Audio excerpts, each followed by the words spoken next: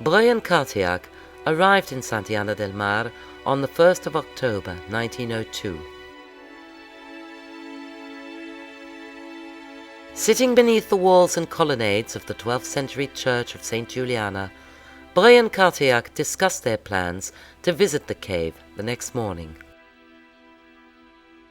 Staring up at the medieval depictions of saints and demons covering the church, Breuil's thoughts drifted off to the fates of both Sartuola and Cartiac. As they sat, Breuil traced with his fingers crosses carved into the stone seats by centuries of Christian pilgrims. Pointing them out to Cartiac, he wondered aloud if they too were not pilgrims.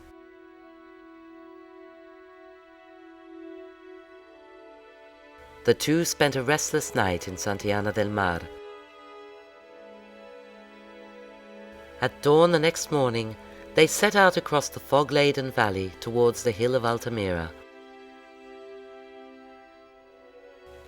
Following a path past the old church at the edge of town, golden orioles greeted them as they fluted from tree to tree. Climbing steadily upwards along the ridge that skirts the valley, they caught their first glimpse of the snow-capped Europa Mountains in the distance.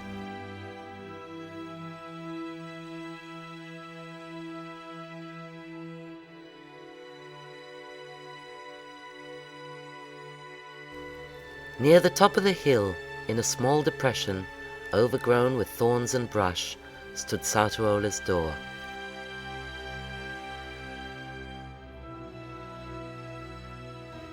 Clearing the entrance of debris, they entered the cave. Guided only by flickering candlelight, what they saw on the ceiling of the cave plunged them into the deepest amazement.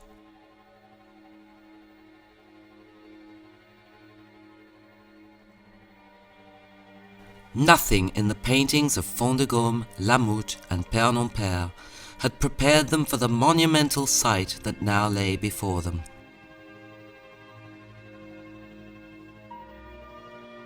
Breuil made rough sketches, noting position, size, color, and orientation of the paintings. Tracing the images, as he had at Lamoutte and Fondegaume, was out of the question. The animals on the ceiling were painted in a thick, fatty paste that clung to the paper, ensuring any attempts at tracing would be destructive. Forced to render the images freehand, Breuil first tried using watercolors, as he had at Fondegaume, but found the atmosphere of the cave too damp, diffusing the colors. A master improviser, Breuil used charcoal from his own hearth to achieve the rich, dense black of the images, just as the Ice Age artists had done 13,000 years before him.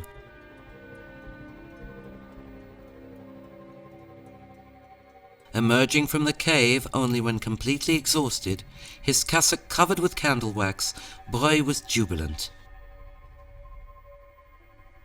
"I imagined the artists of the cave were like me," he wrote.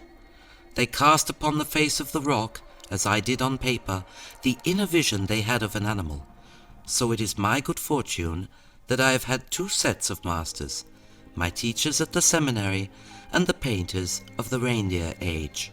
These works were made to be seen, and seen a lot of time, by numerous people or by different people in the society.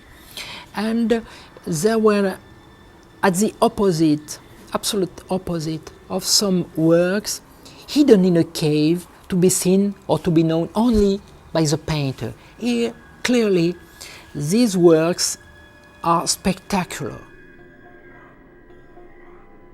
When you are very close, at some centimeters, you may observe on the face very, very precise details, not made at the stage of the painting, but after. There is a knowledge, an education in the religion, in the cosmology. And it's clear that these paintings could be seen at different levels of interpretation and precision.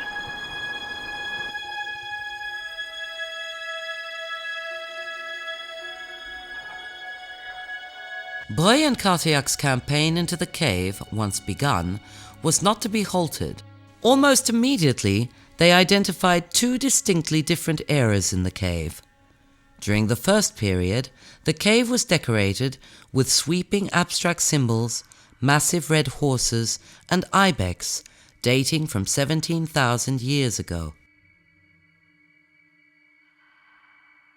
3,000 years later, during a period of the Ice Age known as the Magdalenian, the ceiling of the Grand Gallery was covered with the polychrome bison.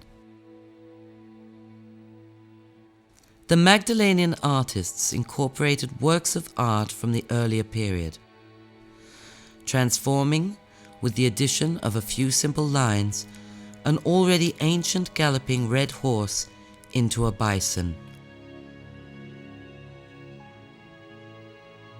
As Breuil later noted, Altamira was first the cave of the horses and then, only much later, the cave of the bison. As he watched Breuil work by candlelight, Cartillac found himself spellbound by the very images he had refused to believe in. Now, with all the passion of the convert, Cartillac allied himself with the young priest, whose vivid reproductions of Altamira were about to captivate the world.